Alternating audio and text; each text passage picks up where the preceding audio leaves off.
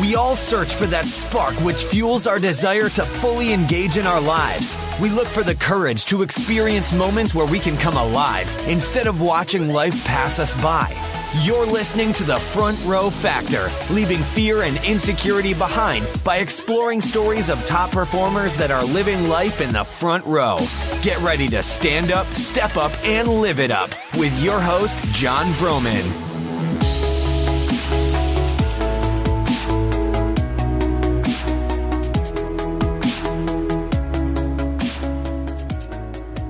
Hey, Front Row family, John Vroman here. Welcome back to another show. I am super excited that you're with me today because I'm talking to my buddy and co-founder of Factor75.com, Mr. Ryan Rouse. Now, before I get into telling you about Ryan and the company, which you're going to love, let me take a moment and thank you, the listeners of this show, because as you've been sharing these episodes, the show has been growing in popularity month after month. I also want to take a moment, as I did last week, to thank somebody specific who wrote a review in iTunes. And I'm sharing this a little hesitantly because it feels like I'm bragging about myself or the show. But the reason I'm sharing this review is because I want everybody to know how powerful your words are and how important it is to take time out of our day and share love with people that are creating an impact in our lives. I try to do this every time I listen to a podcast, every time I read a book. I'll reach out to somebody. I'll never forget reading a book years ago, and at the end of reading the book, I was like, I should tell the author how much I loved it. So I went to the author's website, I sent a quick email, and within 5 minutes, I got a response back from the author, and I was blown away. I thought, I can't believe they just emailed me back. But I'll tell you that, when I'm speaking on stage and I have that audience reaction, that's powerful. When I'm in coaching sessions and I'm talking to people and I get a reaction, that's powerful. But with the podcast, I don't always get the reaction right away because it's usually me and a microphone. So these reviews mean the world to me. So Jennifer, I want to take a moment to recognize you for your review. Again, this is Jennifer H., who just wrote this yesterday. So here it goes. Jennifer writes, I'm a busy mom and business owner. I spend probably 2+ hours a day just driving my kids around from school and to their events. I've loved listening to John's podcast each day. Funny thing, I think my kids, 3 and 5 years old, are liking it too. I look back to hear them curiously and thought. John brings a breath of fresh air to the podcast world. I have shared the 4-minute Friday talks with my team and everybody loves them. I love the format of the regular shows too. He gives the interviewees a lot of room to open up and share about their successes, failures, and how they live life in the front row. Jennifer, thank you so much. It means the world.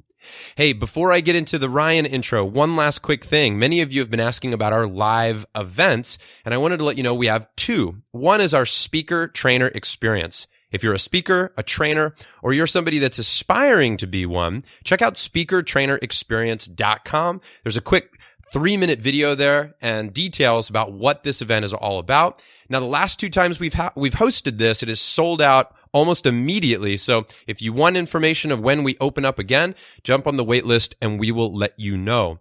Also, we have our Dad's Retreat coming up this fall in October in Philadelphia. If you are a dad out there listening and you not only want to crush it in life in all areas from business and health, finances, etc., but you also want to be an epic dad, well then let us know. You can reach out to us through the website, frontrowfactor.com/contact, and you can just send us an email. You can reach out to us on social. You can catch me at John Vroman. That's at JONVROMAN.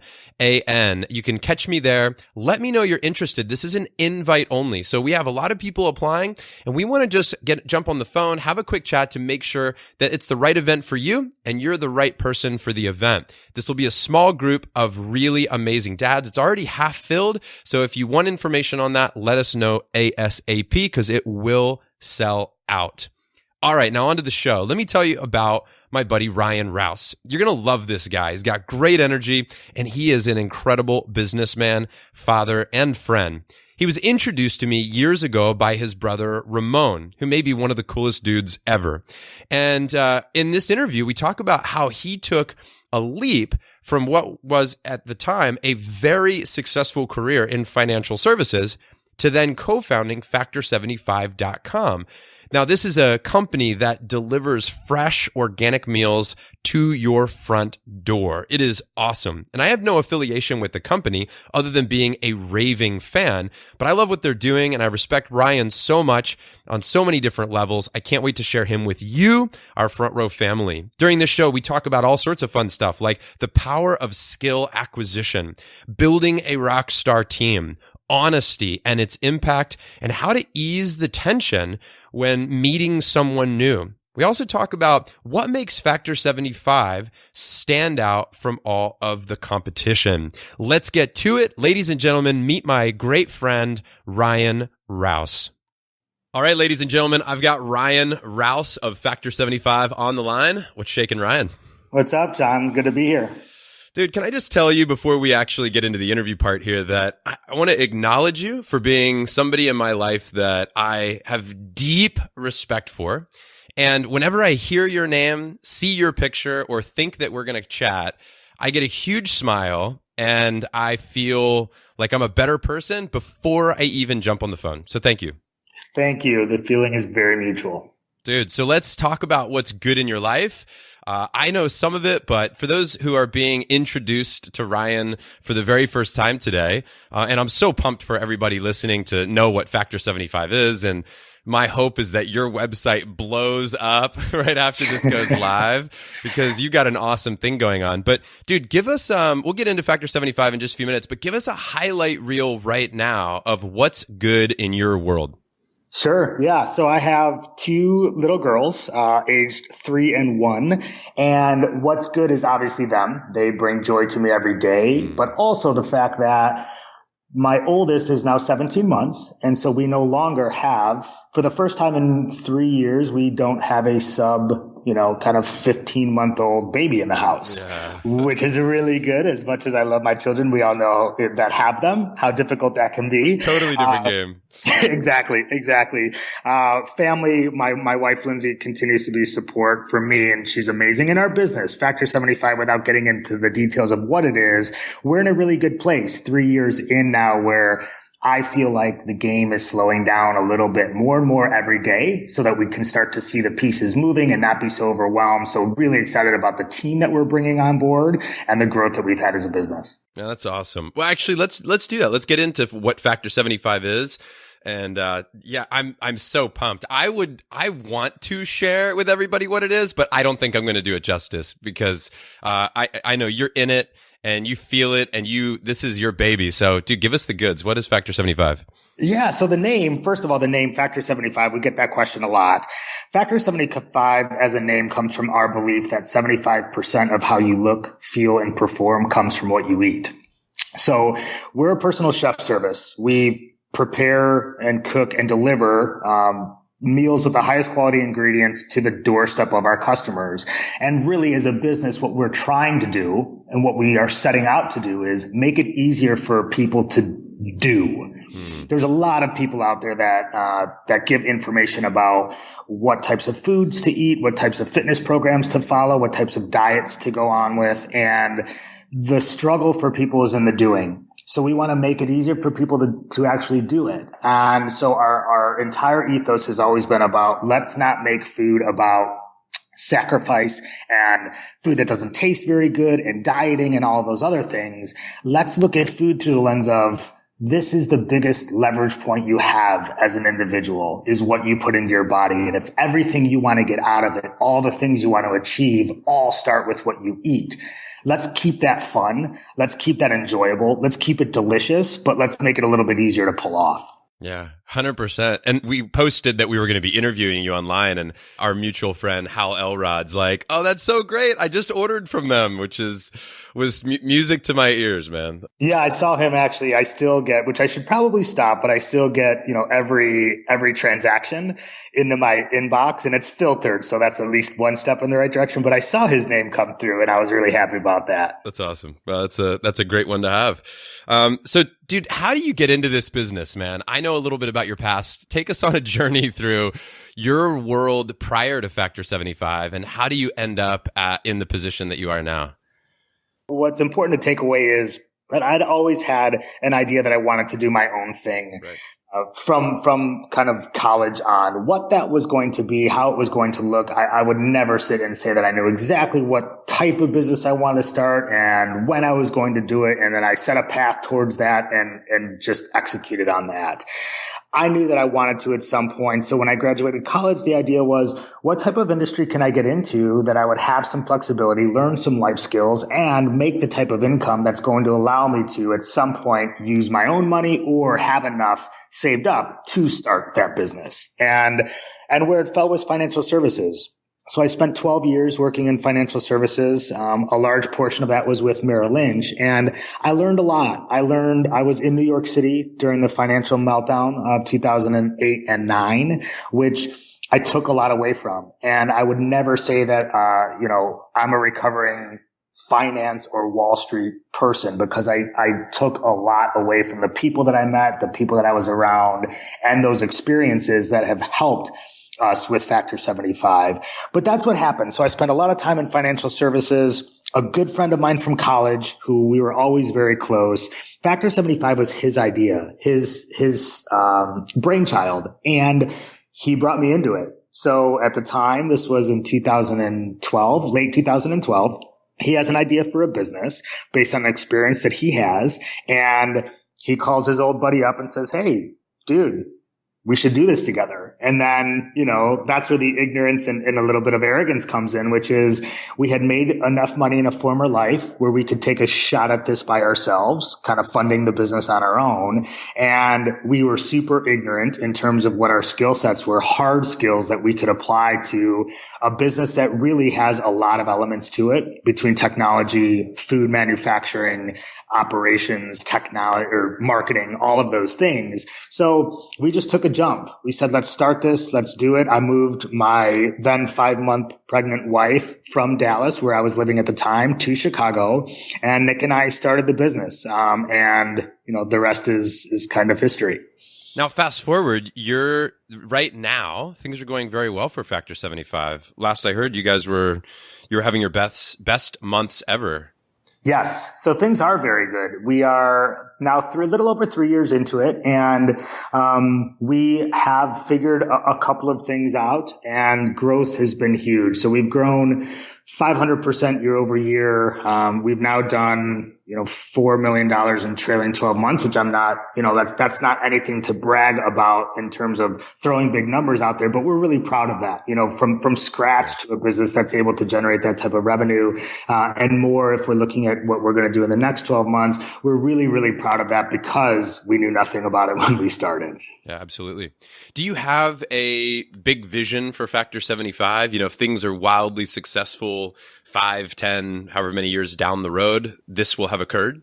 Yes. We want to help people put the nutrients in their body that are going to help them perform at their best and make it easy and enjoyable to do so. So we take a lot of pleasure. I personally take a lot of pleasure when I see other people perform at very high levels. There's something when I'm watching TV shows or sports, I get the hair standing up on my arms and across my body when someone else does something impactful that they're really proud of. And all of that's going to come. You're going to get more of that from every individual person if they have the nutrients, if they're feeding themselves correctly. The analogy we always give is if you paid millions of dollars for a prize-winning racehorse, would you feed that racehorse the types of things that you're feeding yourself?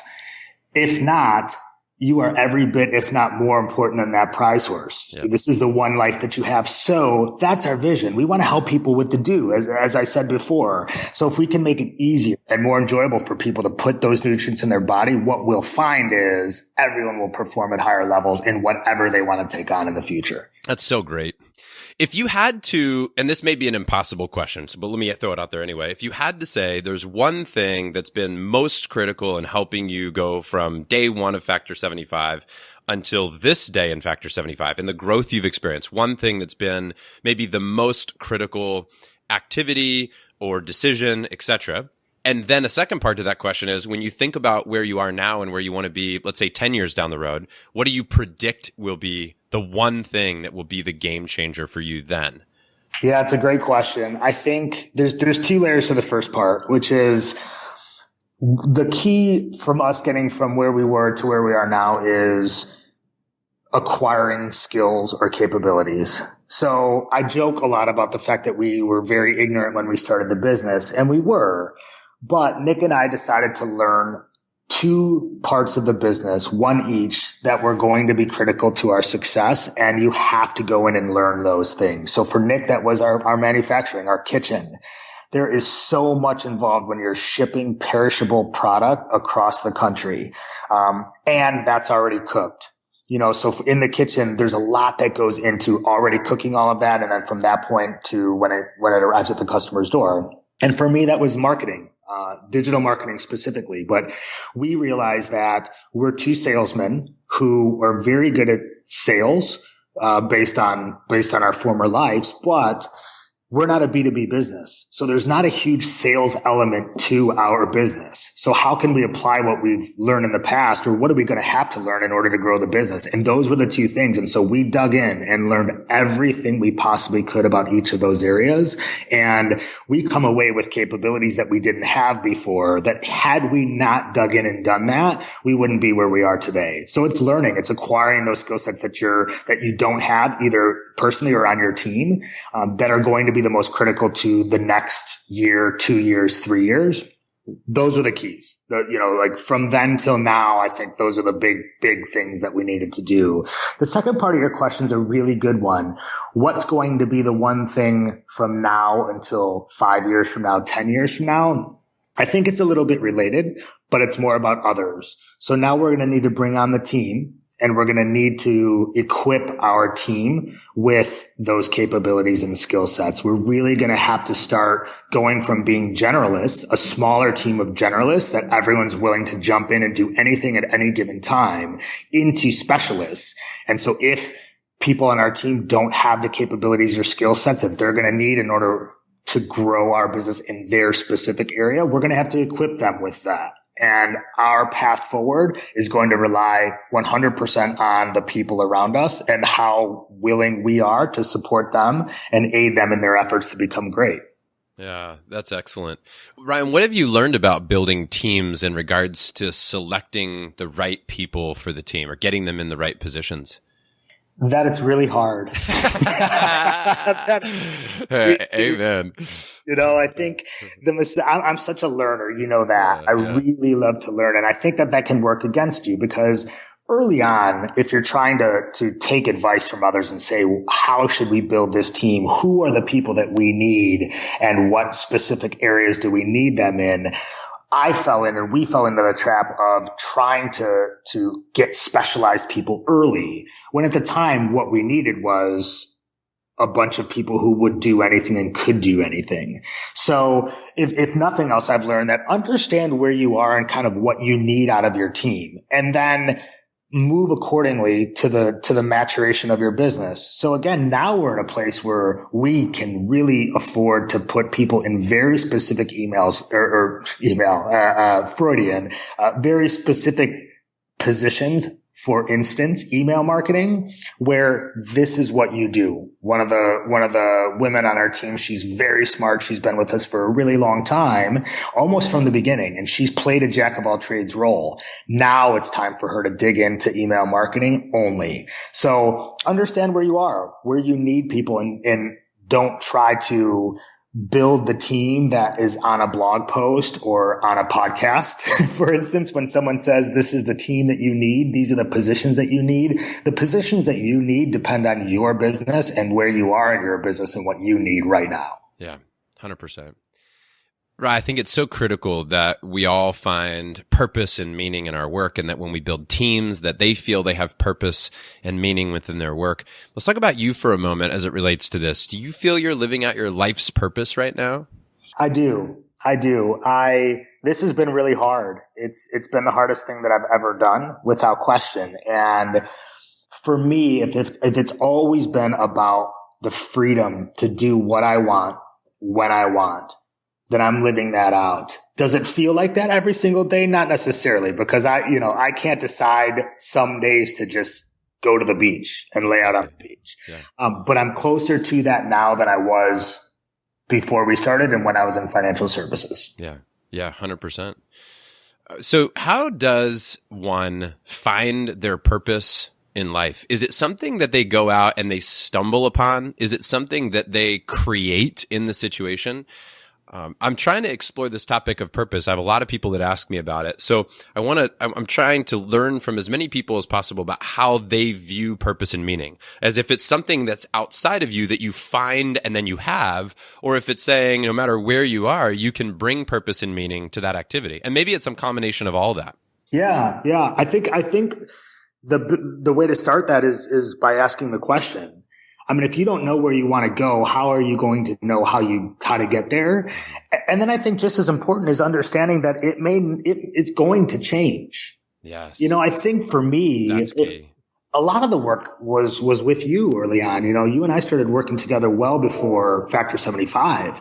And at that time, I hadn't been asking the questions. What do I want to do? What do I want my life to look like? And I think that's a tough question. So if you break that down and just say 10 years from now, 15 years from now, what's a perfect day? You and I went through that exercise, which seems like centuries ago. Right. But what would you like to do when you wake up every single day? I think the problem with purpose sometimes, or at least my struggles with purpose, was it seemed so big and so grandiose. And if it wasn't something that other people were talking about as this life-changing generational type of idea or thing, then maybe mine wasn't good enough. And so I didn't want to expose that to the rest of the world. If at the time my purpose was, hey, I just want to wake up every single day and do what's on my agenda, which is spend time with my family, do something that I enjoy. I started with that. Now I'm moving towards knowing that is going to happen and that I'm living that. So, okay, what's the next purpose? Yeah. Now it becomes a larger purpose. So I needed to start small. That's my experience. Yeah. I often think that purpose is about finding presence in the pursuit. Like, in other words, when we're on purpose, when we are living a purposeful life, it's not something that we have acquired, but that, like you said, we get clear about a direction, a value, sort of the guidelines on the road that say, this is sort of the direction that I feel I want to move in. I'm being pulled towards something. And now I have to find a way to be present in the pursuit of that. Because like you said, it's always changing. I know, and we talked about this earlier, like cliches are cliches for a reason, but it's like traveling down the road of life, and there's all these turns and you get choices and the scenery changes and the weather changes and you might get a flat tire, et cetera, et cetera. You need to stop, refuel. And the metaphors go on and on and on. But the point is that we need to be present in the pursuit of something. And it's a process, right? It's a journey. That whole concept really, I think, fulfills for me the purpose. Because like you said, dude, the entrepreneurial journey is so tough at times. It could be isolating. It could be confusing. There's so much to it. And you mentioned earlier also that sometimes if you would have known how hard this was going to be, would you have still taken the leap? Yeah, no, probably. No. Right. But so glad, and you're right. I love what you said about, being present, and the idea of progress. I think for me, just to put a bow on my comments around purpose, once you have a situation where you're moving in the direction you want to go, I think for me anyway, it opened up the idea for that larger purpose that served everyone else. So I wasn't the type where at the time, if you asked me, I would have said with 100% honesty that I want to serve the world. The answer I gave you earlier for what we're trying to accomplish now with Factor 75 wouldn't have been the answer before. Right. But because I knocked out the types of things on my journey for me, all of a sudden everything opened up and now I can serve. And now I want to serve more than I did back then, because back then it was about how do I get myself to a position in a place mentally, emotionally, physically to where I feel great. And I think that creativity and everything opens up from that point forward to much larger things. Yeah. Speaking of serving others and taking others into consideration, you are world class, Rye, at making friends. I think that you are world class at this. If you were to teach somebody some basic principles or pillars in your, approach to building friendships with people, what would you teach? Wow, that is a great question. I think honesty.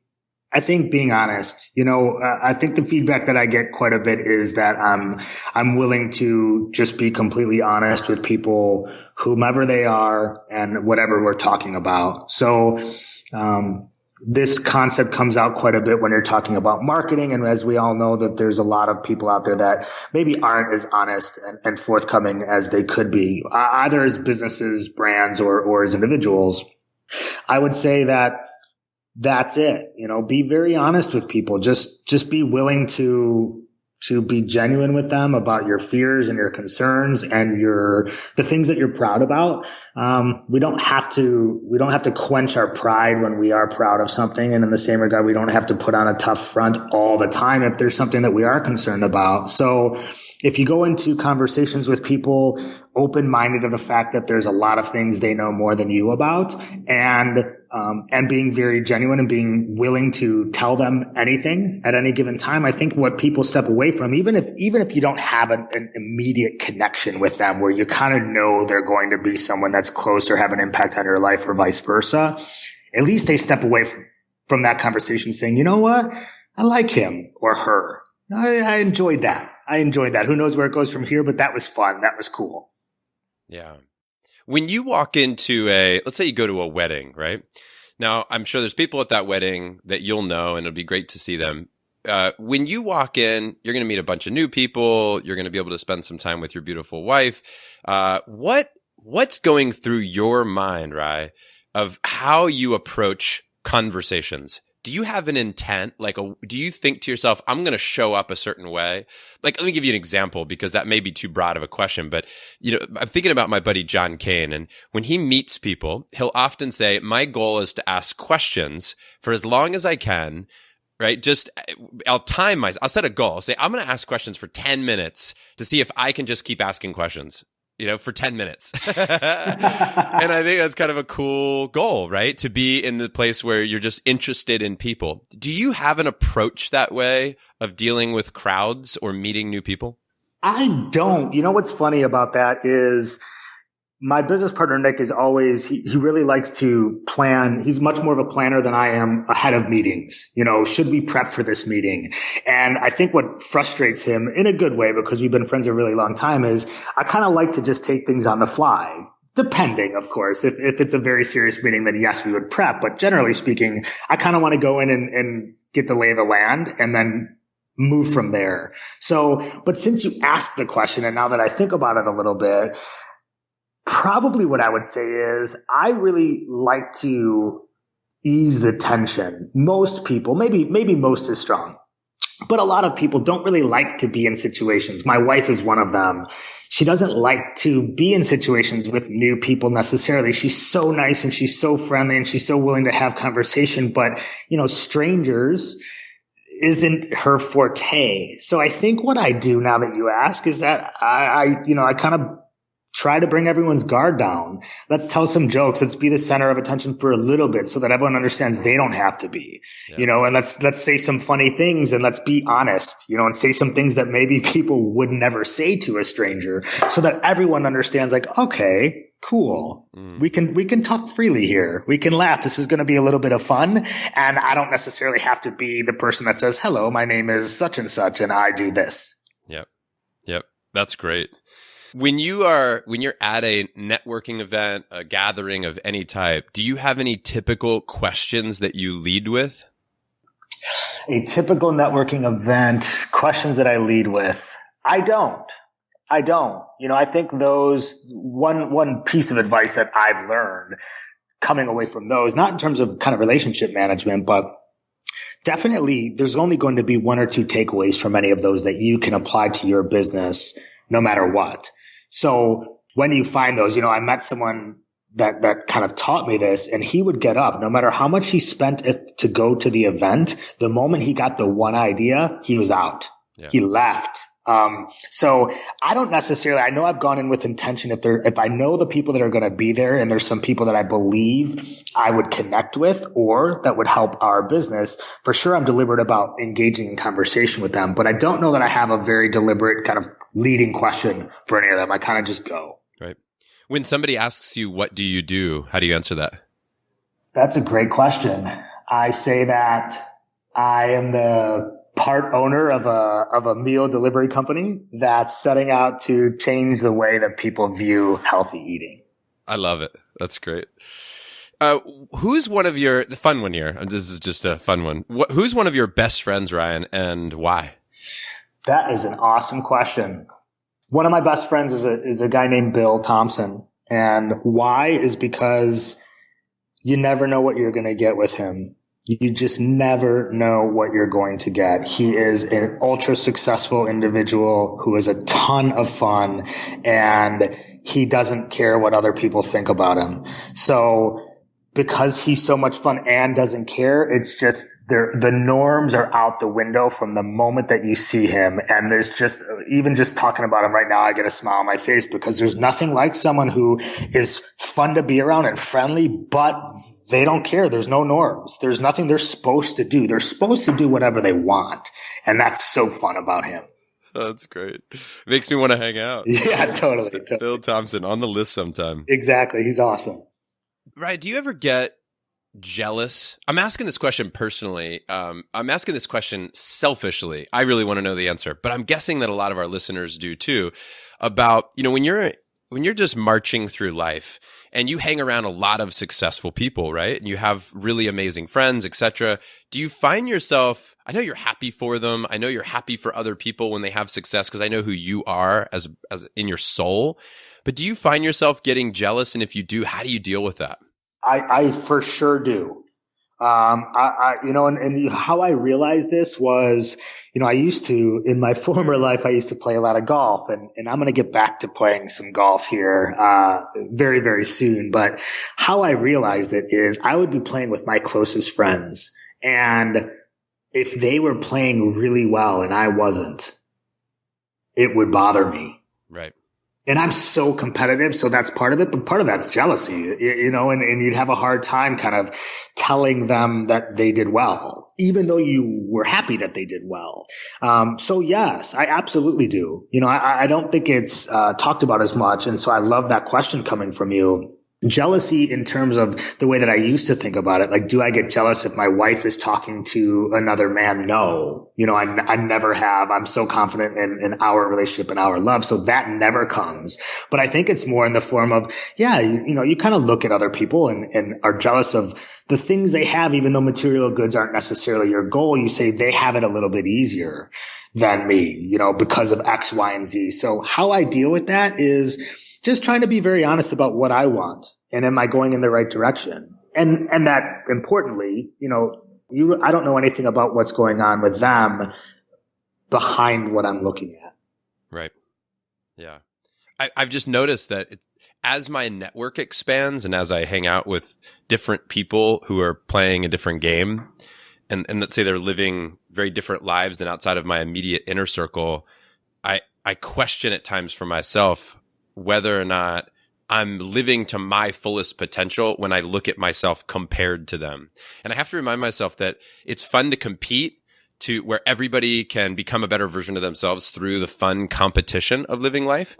But also that if we're going around comparing ourselves to others, it can become very debilitating and frustrating.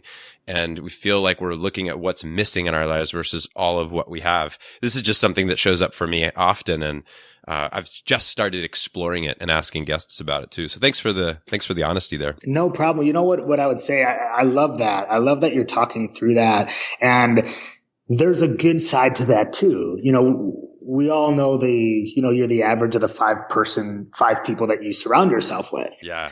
So part of that jealousy to me, as you're saying that, needs to be acknowledged, and we need to get right with ourselves and say, are we kind of yearning after whatever it is that we're saying they're better than us at, or that they have that we don't have?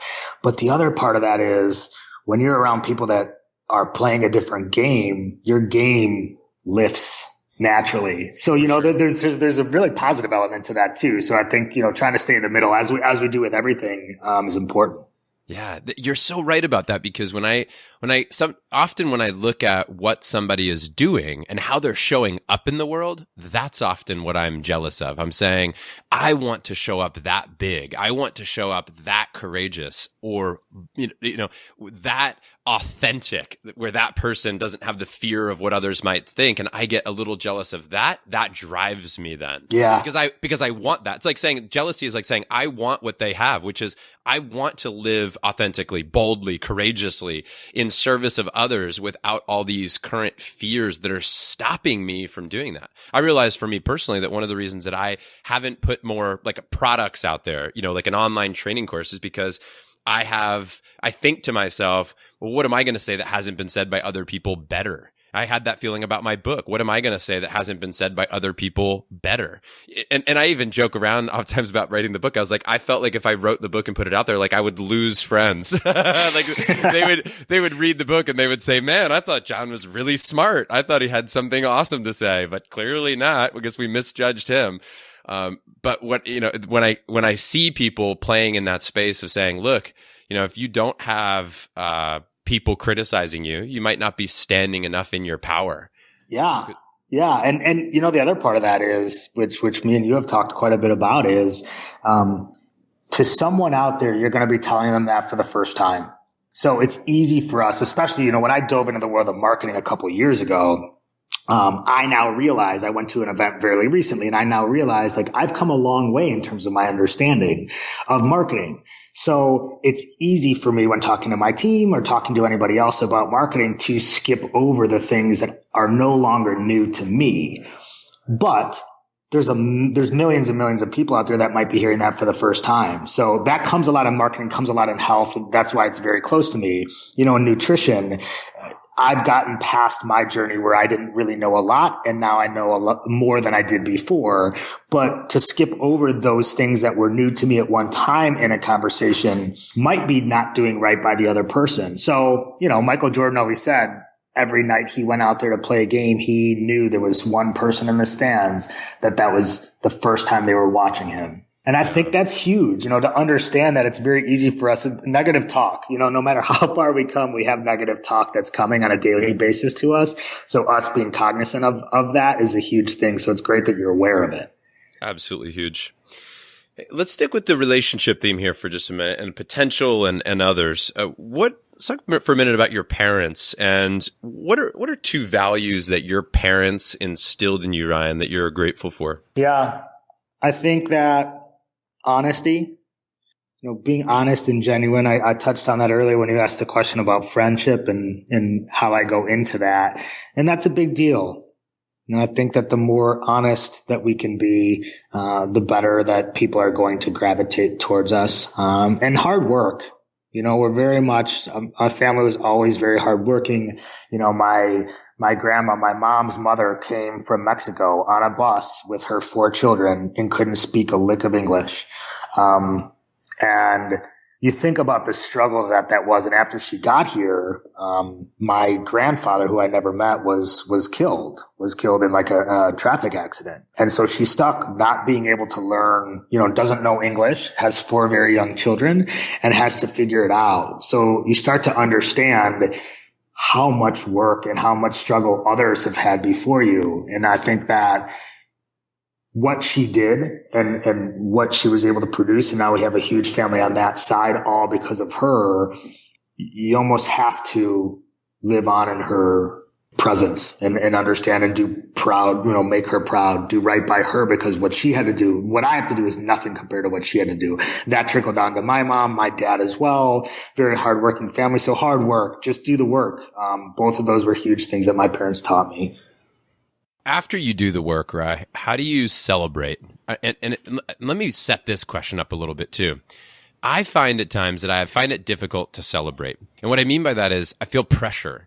Like, especially on birthdays or holidays, it feels like, oh, this better be epic. This is New Year's. You better make it amazing. Yeah. And I'm like, all that pressure. Oh my God. I sometimes have more fun on days that aren't those major holidays. Or let me put another spin on this, which would be celebrating each day. Sometimes we get so caught up in the day-to-day mission that we just wake up, we go, we do the habit, we go to bed, we wake up, we do the habits, we go to bed, versus taking a moment to look around and say, hey, what can we celebrate?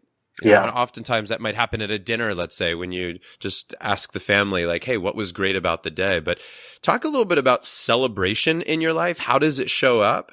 And what's your experience with that? Yeah, I think admittedly, I'm in a similar situation to you. I think in the last few years have made it a little bit more difficult to be deliberate about celebrating. I think at a small level, we start every meeting with our team out, and I start every week out with what were the wins from the week before. And that can be personal. It doesn't have to be business related, but understanding the progress that you've made either as a person or as a team is critical in the feeling of celebration. To your point, I don't know if it's, we have to go out as a team and grab dinner, grab drinks, whatever it may be to celebrate. We should. But I think those little ones, acknowledging where you were and where you are now goes a long way to just the mental part of celebration. And then, the larger kind of scale things that you discussed too, that is admittedly a struggle for me, figuring out when to celebrate, how to celebrate. I love having a good time, and I think I need to be more deliberate about putting things in the calendar, because when I'm in the situation, I'm so happy I got there. I'm so happy I'm there, and I love having relationships and laughs and fun with people, but I'm not necessarily the one to go out and plan that. So I think I need to make some progress on that, and just understand how much fun I do have when I'm in this situation, and maybe I should be the one that's doing the planning. Yeah. Do you have an event you're looking forward to right now? Something down the road? What do I have coming up here? We've got, quarterly offsite with my two business partners. That's fun. As kind of boring as that sounds, like we really get out, we leave and we, think about the business and what we're going to try and do. So that's fun. I'm looking forward to that. And then we go on vacation with two other families, Lindsay's two best friends, and their families. So it's kind of a, 7 children below the age of 6. Nice. Wait a minute, hold on. You're calling that a vacation? No. That's an adventure, Ryan. That's not a vacation. That's a better word for it. We call it a trip. Yeah. Someone said to me, it's not a vacation, that's called a trip when all of those kids are there, but an adventure is a way better word.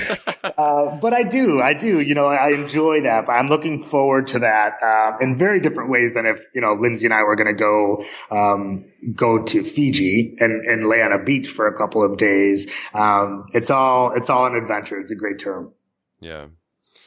Well, man, dude, this has been so great.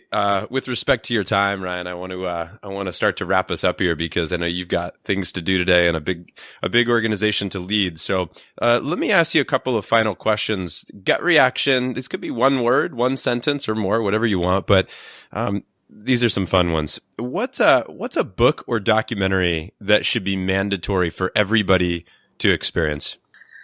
How to Win Friends and Influence People.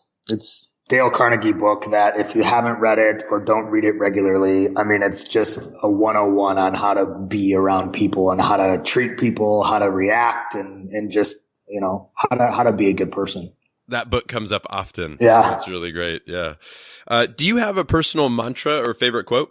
I don't. I love quotes. I love quotables. And I always say that I'm going to start writing those down. But it's new every time I see one. But the mantra really, as I touched on before, is do the work. Be willing to do the work and go through the struggle. And the struggle is the way. Yeah. Maybe your favorite quote is the one you haven't read yet. Yes. Good answer. Yeah. When the end is eventually here, and hopefully that's a long time down the road here, Ryan, for you. But when the end is here, what do you want to be remembered for? Yeah. I thought about this very recently. It's an awesome question. And my answer that I've now determined, which again is just progress, I would like at my funeral that 10 people there can say that I changed their life in a major way. I don't want to change the lives of billions. If I can, that would be fantastic. I would never say I don't want to do it. It's just not my goal right now. Right now, I want 10 people there. I want that to be my daughters and my wife and my family, of course. But outside of the people that I'm supposed to, that I should do that to, as a father, I should do that. I'd like 10 people there that I came across that would say, wow, my life is better because of him. That's great, man. So when you think about the end, what are your thoughts about end of life? Is that a thought that you have? Does it inspire you to take action today? It kind of does a lot of all of those. I don't fear it. I don't fear it. I am concerned for now my daughters. Yes. That's why I now fear it before them. I didn't fear it for myself, and I still don't fear it for myself. So I'll say it that way. It certainly does light a fire. I always say, and it's you have one. You have one of these, depending on how you feel about the afterlife. I haven't thought that much about it. But I know that right now in this living being, this person, I have one of these. And so I am going to do everything that I can to make a difference to 10, 20, 50, 100, 1,000, 1 million people, and certainly make a difference to my daughters and my wife and my family. I want to be someone that people are thankful that they had the chance to be around and that they were able to do something that they wouldn't have been able to do because of me. Well, you're doing it, man, in a big way. I see it. You're making that impact now. So congrats on living that mission. Fun one here, just a light one. What live event would you most want to see front row? I love sports, so the Super Bowl front row would be amazing for me. I love music. So, if I could go back, like seeing the Rolling Stones front row, high energy. Insert something high energy inside of that where like people are going crazy and there's just an energy in the room and I'm in the front row of that. You could probably put a couple of different types of events in there and I would be just as happy as the others. So your 50-yard line Super Bowl front row, who's playing? The Bears. And whoever the Bears are going to beat. Nice, man. Yeah. Nice. Ryan, this has been super fun. I'm so grateful for your time. Any final thoughts for the front row community? No. Well, yes. Thank you. Thank you for the time, John. You've always been an inspiration to me. And so I want to thank you for taking the time and having me on here. My final thoughts are just to go out there and continue to challenge yourself. What I realized when we got into the depths of the business of starting the business was that life had come fairly easily to me, and that I'd never really struggled with much. And, I am a different person now because of the struggles that we've had to deal with growing this business. And so I now look at myself and I'm realizing that a lot of that learning curve in terms of growing a business and some of the skill sets that I had mentioned that I needed to acquire, as well as being a father, because I was a new father, I'm on the backside of those. So I'm realizing that right now I need to take on something that's a little bit uncomfortable because it's not as intense as it was. And that's not to say it always has to be intense, but if you're not right now working up a learning curve in something and uncomfortable in some area of your life, go get uncomfortable because that's where growth comes from. And that's all I would say. Take a look and realize that if you need to go do something that makes you feel a little bit awkward because you don't know what you're doing. And then on the other side of it, you'll have something new that you know. Dude, great stuff, Ryan. Hey, I want to thank you again, buddy, for showing up big, for bringing your best to the world, for being honest with people, for being a great inspiration to me. You're shaping a world and a community that my kids are growing up in, and for that, I am deeply and forever grateful to you. I can't wait for everybody listening to go to factor75.com. Check it out. Order some meals from your personal chef, have them delivered right to your doorstep. Is that the best place to go, Ryan? I'm sending people correctly, Factor 75? Absolutely, that is. And Factor, FACTOR, and then the number 75.com. We'll link to that in the show notes. You can check it out there.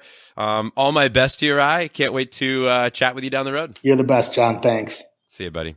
All right, that's it for today. Thanks for listening. Make sure to check out factor75.com. Get fresh, organic food delivered right to your door from a personal chef preparing it for you. And, listen, if you don't love to cook and you want to save some time, this is for you. And even if you love to cook, but just find yourself running out of time, maybe you have children, maybe you have other activities going on, or times of life, different seasons where you can use this service to help you to eat healthy, fuel up, be energized, and go out there and rock it in the world. I want to remind you to listen to the encore episode with Ryan, which is questions from listeners like yourself that you post in our Facebook group, and we get a chance to ask future guests. If you want to do that down the road, go to frontrowfriends.com. That'll link you to our Facebook group. You can request access, and we'd love for you to join what are hundreds of individuals in this group who are living life in the front row. This is a unique community, people that live big and give big, and we're super excited to have others that are like-minded to join the group and bring something cool to the table. Also, make sure to share this episode with somebody that you think would get value. Challenge yourself that every time you listen to a podcast, every time you read a book, to introduce that to one other person that would enjoy it. Who do you know that would benefit from learning about factor75.com or building a business or connecting with others like Ryan is so good at? Also, I mentioned at the beginning of the show, and I'll give it one last mention here, that we have 2 live events going on. Our Speaker Trainer Experience, which if you are a speaker, a trainer, a presenter, facilitator, you want to be, check out speakertrainerexperience.com. This event is one of my favorite events that we do all year. I've been a professional speaker for more than 8 years now. And I will tell you that, helping others to take the stage, to rock the stage, to connect with an audience and share their message with the world is one of my favorite things to do. This is an awesome event. We'd love to have you. Also, the Dad's Retreat. If you're listening to this and you're a dad or maybe a soon-to-be dad, and you want to build this skill of being an epic father, we need to connect with other outstanding dads that will shorten our learning curve because we have this limited window of time with our children and we want to make a big impact. So if you want more info, go to frontrowfactor.com/contact. You can email us directly through the website and we'll be happy to send you some information about how you can apply to attend that event. Last, a couple final things here. Catch me on social, Instagram, Twitter, or Facebook at John Vroman, JONVROMAN. And also something new, and I haven't mentioned this yet, but you may have caught it in the 4-minute recording that I shared a couple weeks ago, is the idea of celebrating daily. And we took the word celebrate and we just added the number 8 to it. So we're spelling it CELEBR and then the number 8. Now, listen. Get past the cheesiness with me for just a moment and get to the practicality of this idea. The idea is to create a trigger, a habit, a reminder each day for you to celebrate. Not only celebrating what's going great in your life, celebrating the people and moments and experiences in your life that we should bring attention to and illuminate, but it's also celebrating, oftentimes the person we get to become by facing the challenges that we have. Celebrating the gifts and challenges that we are given each and every day of our lives. Celebrating the opportunity to overcome and persevere and build that strength as a human being. So this is an opportunity to be reminded that anytime we see the number 8, maybe it's 8 p.m., or you see the number 8 written down on a wall somewhere or on a license plate, take a moment, even if it's literally 1 second, to celebrate your life. And use that as a reminder so that you can amplify the good and silence what's not. Ladies and gentlemen, do all these things and you will be well on your way to living a front row life. I look forward to connecting with you down the road. I look forward to having you back on the next episode. Until then, keep living life in the front row. Take care. That's all for this episode of The Front Row Factor. To discover more simple and effective ways to lead a fearless front row life, visit frontrowfactor.com and subscribe to John's 4 Minutes in the Front Row, where he shares quick stories from real-life experiences. Thanks again for joining us today. We hope our show inspires you to live big, give big, and experience life to the fullest. See you next week on The Front Row Factor.